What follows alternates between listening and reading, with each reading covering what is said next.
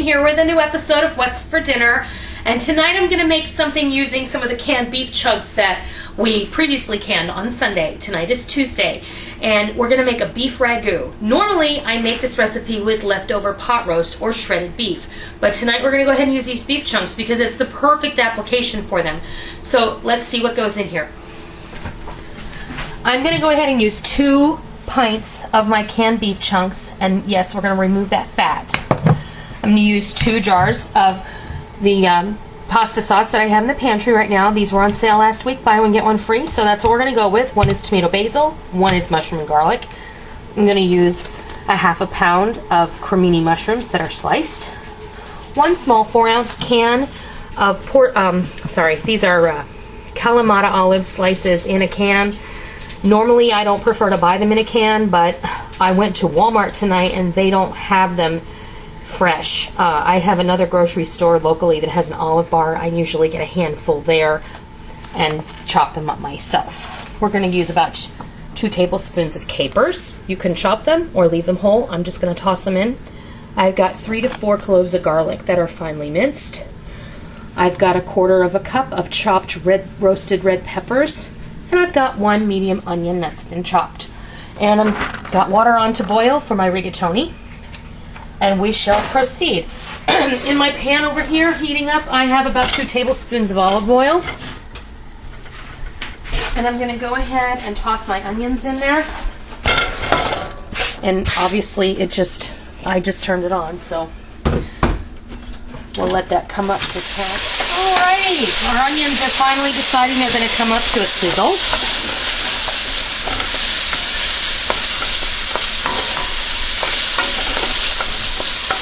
I'm going to throw my garlic in there now too.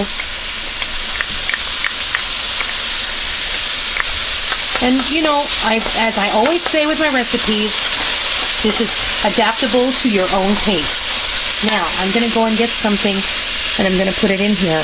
But you have to promise not to tell my kids, because I tell them I don't put it in here.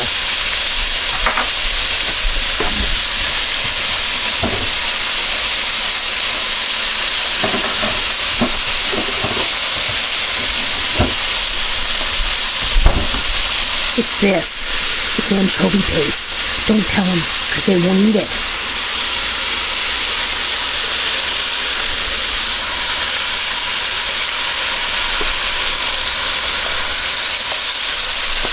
About a tablespoon. If you're using real anchovies, use about 2 fillets. And frankly, it makes all the difference in the flavor of this sauce. Anchovies don't taste fishy. They taste nutty after they're sauteed in olive oil with onions and garlic. I also use this when I make my clam sauce. I'm turning this heat down a little because I don't want my garlic to burn. I hope you can hear me. No one's ever had a problem hearing me.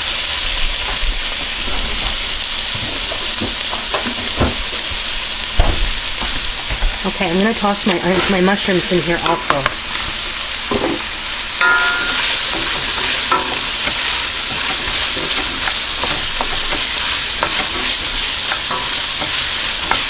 While we're at it, I'm going to toss in my mushroom, I got mushroom on the brain. Olives, my peppers, and my capers. Now, I'm going to let these saute for a few minutes until those mushrooms begin to slump and release their liquid into the pan, and everything smells like it should, and we've got a nice translucency on the onions. So I'll be back shortly. This is the canned beef, and it is delectable. Now I took it, I drained it through a sieve, and that way all the fat fell to the bottom of the sieve, and I took all the meat and I put it in here, and I took my fingers and I shredded it up. Now there's 1 jar's worth of juice. The other jar I let the juice drain down the sink. I know, don't say anything.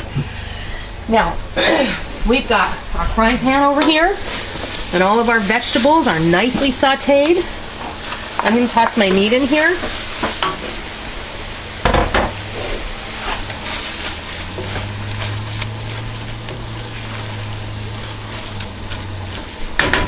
I'm going to switch to a pair of tongs.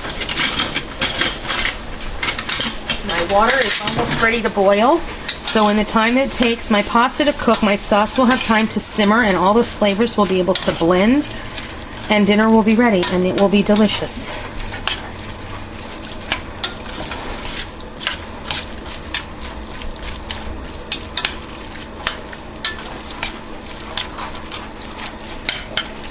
Okay, got my pasta sauce. Whatever your favorite brand is, whatever's on sale. I tend to only use the better quality brands, Barilla, Classico, and then we like Ragout also. I do read the labels. None of these have high fructose corn syrup in them. The perk to the Classico and the Barilla sauces is that the jars are 1 quart canning jars and they are reusable. I'm going to give this a good stir and get all of those things combined. All of those lovely ingredients combined so that they can simmer together and make a nice rich sauce. Now once this cooks a little, I'm not going to put the lid on it right away. I'm going to put a splatter screen over it so that some of the liquid will cook out of it and this will reduce and the flavors will intensify even more. Okay, there we go. Once this is all cooked, the sauce is simmered, the pasta has finished, we're going to come back and we're going to fix you a beautiful plate of pasta with ragout, beef ragout on top on a Tuesday night in the middle of the week. And with the canned beef, it will have taken you no time at all to make this. And even so, if you use leftover pot roast, it will take you the same amount of time. So I'll be back shortly.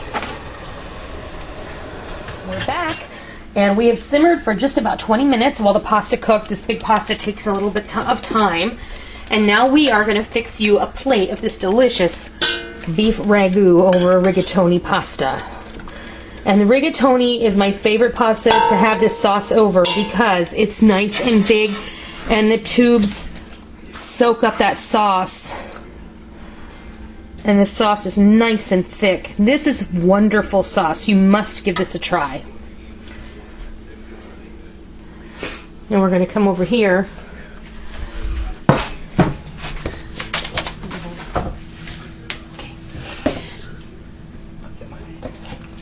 And we're going to put a little cheese on top. A little Parmesan Reggiano.